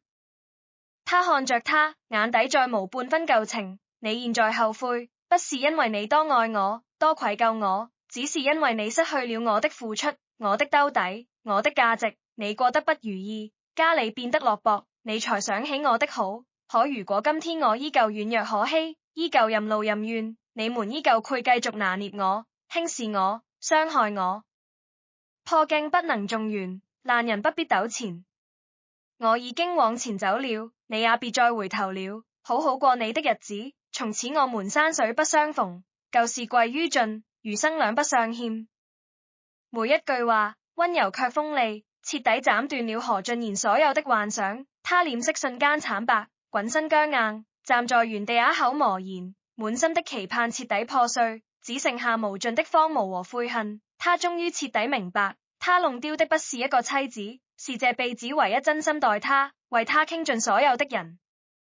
可世間最殘忍的，從來都是擁有時不懂珍惜，失去後再無歸途。苦曼沒有再多看他一眼，轉身走進小屋，背影挺拔從容，沒有絲毫留戀。從此何家的風雨、何家的落魄、何家的悔恨，再也與他無關。後來的日子，何家依舊在落魄裡掙扎。秀蓮終日鬱鬱寡歡，積鬱成疾，常年小病不斷，再也沒有了往日的翱翔氣焰，整日沉默寡言，活在無盡的自責和悔恨裡。何俊賢事業停滯，家境衰敗，名聲盡毀，日復一日活在自我折磨裡，再也遇不到一個真心待他的人。往後餘生，只剩磨盡的遺憾和空蕩。他們終於得到了最真實的報應，不是破產落魄，不是官司纏身，而是永久的失去和無盡的悔恨。他們守着空蕩蕩的房子，守着破碎破敗的家，日復一日懷念那個被他們親手逼走的女人，卻再也無緣相見。而許曼的人生一路向陽，愈發圓滿。半年後，他用自己的積蓄和離婚所得的補償款，加上自己的安置房產份額，重新置換了一套足於自己的小戶型商品房，完完全全足於他一個人的房子，沒有公婆挑剔，沒有丈夫冷漠，沒有無休止的付出和消耗，裝修極簡溫柔，格局通透明亮，是他親手打造，只足於自己的避風港。搬家那天，天氣晴朗，麥理無雲，許曼站在新家的落地窗前，看着窗外繁花安穩的城市風景，眼底溫柔坦蕩，心底清澈自由。8年婚姻，他賭過、愛過、付出過、退讓過、委屈過、崩潰過，最終他及時止損，清醒重生。他終於明白，女人最好的歸宿，從來不是婚姻，不是男人，不是婆家，而是清醒的自我、獨立的底氣、永不放棄的自己。那些打不倒他的苦難，終究成就了如今強大從容的他。過往鳳雙皆落寞，從此山河皆可期。前塵往事隨風散，餘生漫漫，只暖自己，不染塵埃，不負韶華，歲歲安然，步步生光。